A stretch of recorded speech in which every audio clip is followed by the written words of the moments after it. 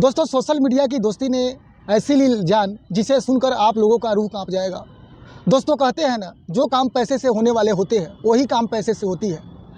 ऐसे ही कुछ कहानी है जो बहुत बड़े घराने के वरिष्ठ रियल एस्टेटमेंट के महिला की है, जो आप लोग के सामने बयां करने जा रहा हूं। यह कहानी आप लोग को शुरू से लेकर लास्ट तक जरूर देखो।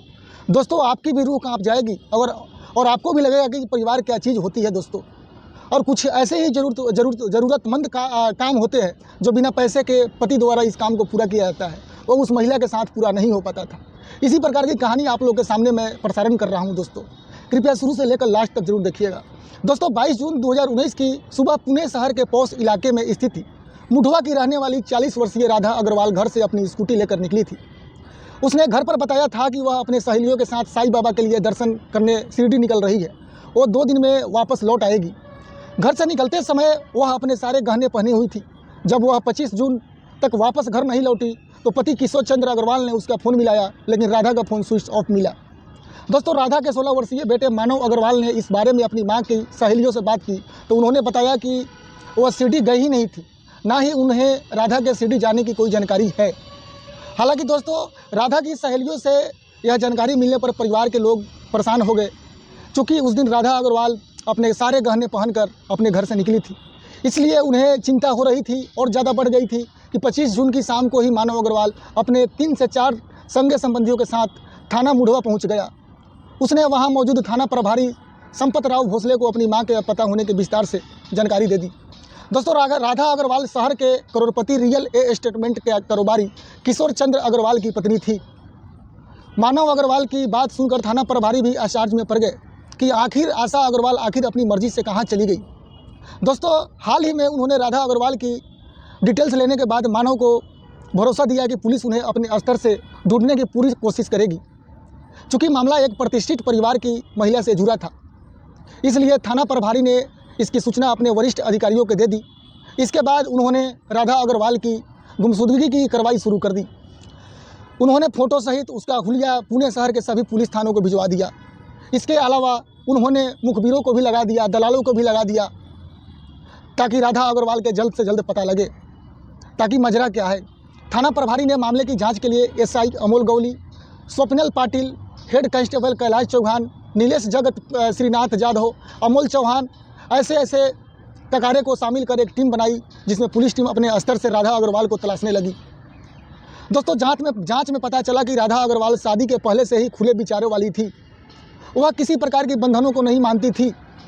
शादी के बाद उसे परिवार भी वैसा ही मिला था, जिसमें घर में उसे किसी प्रकार की कोई कमी ही नहीं थी। अभाव केवल दोस्तों एक था कि पति का ज़्यादा संग न मिल पाता था, क्योंकि पति किशोर चंद्र अग्रवाल जी जो थे अपने रियल एस्टेट कारोबार में ज़्यादा व्यस्त रहते थे। एक बेटा था जो पढ़ाई कर रहा था। राधा अग्रवाल बिल्कुल अकेला, बिल्कुल सोच में पड़ जाती थी। दोस्तों, उसने लास्ट में कुछ ऐसा कदम उठाया जिससे राधा के पास भले ही रुपये पैसे की कमी नहीं थी, लेकिन वह पति के साथ चाहती थी जो उसे नहीं मिल पाता था। वह कसे हुए बदन की सुंदर महिला थी। एक युवक की मां होने के बाद भी उसे शारीरिक संबंध आकर्षण बरकरार था। यह वजह भी थी कि राधा ने अपने मन बहलाने के लिए जब सोशल मीडिया का सहारा लिया तो उसे कुछ ही दिनों में उसे हज़ारों के फॉलोअर्स और सैकड़ों दोस्त बन गए, जिसमें राधा के घूमने के लिए एक स्कूटी ले रखी थी, जिसे वह अपने दोस्तों और सहेलियों से मिलने के लिए जाया करती थी, अपने मित्रों से जाया करती थी। वह तरह तरह के पोज में खींचे गए अपने फ़ोटो फेसबुक पर डाला करती थी, जिससे उसे काफ़ी प्रसन्नता मिलती थी। सोशल मीडिया से जुड़ने के बाद राधा अग्रवाल के चेहरे पर अक्सर चमक दिखाई देती थी। वह अपनी इस ज़िंदगी से काफ़ी खुश रहने लगी थी। दोस्तों, यह जानकारी मिलने के बाद जांच अधिकारी ने इस बात को पूरा भरोसा हो गया कि राधा अग्रवाल की गुमशुदगी के पीछे की गहरा रहस्य है, जिसका पर्दा उठना जरूरी है। पुलिस ने राधा अग्रवाल को मोबाइल नंबर लेकर उसकी कॉल डिटेल निकलवाई तो अंतिम लोकेशन पुणे के भोसले नगर रेंज हिल इलाके को मिली थी। राधा अग्रवाल की लास्ट लोकेशन इसी जगह पर निकाली गई थी, जिसमें फ़ोटो भेजे जाए तो वे कवर पेज पर छप सकते हैं। यह सुनकर खुश होते हुए राधा बोली, सच? हाँ, क्या तुम अपने फोटोजेनिक चेहरे को कभी गौर से नहीं देखा? तो आनंद बोला, देखो, मैं चाहता हूँ कि किसी की नेचुरल जगह पर तुम्हारा फ़ोटो शूट करके फ़ोटो मैगजीन वगैरह में भेजा जाए। ठीक है, मैं इसलिए तैयार हूँ। राधा बोली, तो ठीक है, तुम कल अपने सारे गहने लेकर आ जाओ, हम पुणे से कहीं दूर चलेंगे। दोस्तों, एक आनंद नाम का युवक था जो राधा अग्रवाल से ये सब सारी सेटिंग करके राधा उस पर आंख बंद करके और भरोसा करके उसे 22 जून की सुबह अपने सारे गहने पहन कर घर से निकलकर घर वाले से उसे न कह दिया कि वह अपने सहेलियों के साथ स्कूटी से साईं बाबा के दर्शन करने शिरडी जा रही है, 2 दिन में लौट जाएगी।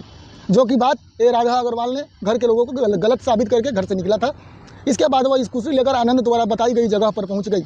जो उसका लोभर आनंद था वहाँ पहले ही खड़ा था। वहाँ से आनंद ने राधा की स्कूटी संभाली और राधा उसके पीछे चिपक कर बैठ गई। राधा को आनंद से प्यार हो गया। राधा चली गई गोलंबर के चक्कर में। दोनों आपस में हंसी मजाक करते हुए कब पुणे में 80 किलोमीटर दूर निकल गए पता ही नहीं चला। जब पता चला तो वह तामहिनी के वर्षा घाट के जंगल में पहुंच गए थे। आनंद निगम को अपनी योजना के अनुसार वह अपने युक्त लगी। उसने स्कूटी एक तरफ खड़ी कर दी। उसके बाद उसने राधा से फ़ोटो सेशन के लिए तैयार होने को कहा। दोस्तों, राधा अग्रवाल खुशी खुशी अपने फ़ोटो सेशन कराने के लिए तैयार हो गई। सड़क के कुछ दूर जंगल में जाकर आनंद अलग अलग एंगल से उसकी फ़ोटो खींचने लगा। फिर आनंद ने राधा से 1-2 हॉरर फ़ोटो खींचने के लिए अनुरोध किया। हॉरर फोटो मतलब सेशन के लिए आनंद ने राधा की सहमति से पहले उसकी आंखों पर पट्टी बांधी, फिर उसके हाथ पर बांधकर फ़ोटो खिंचवाने को कहा। दोस्तों, ऐसी गंदी फ़ोटो राधा खिंचवाई अपने आनंद का लोभर से। इसके बाद वह घोर पेड़ फाटक पर आकर एक पान की दुकान पर रुका। वहाँ पर उसने एक सिगरेट पी। वहाँ से आनंद निगम अपने घर जाकर सीधे अपने टी स्टॉल पर पहुँचता है। उस समय रात का 1 बजा था। दोस्तों, चारों तरफ सन्नाटा था। उसने राधा की स्कूटी अपने टी स्टॉल के पीछे खड़ी कर चाकू टी स्टॉल के अंदर छिपा दिया। फिर वह निश्चित होकर अपने घर चला गया। 2 दिन निकल जाने के बाद राधा अग्रवाल के लूटे हुए गहनों में 7 तोले सोने के गहने और वह अपने एक रिश्तेदार के यहाँ छिपाकर रख आया।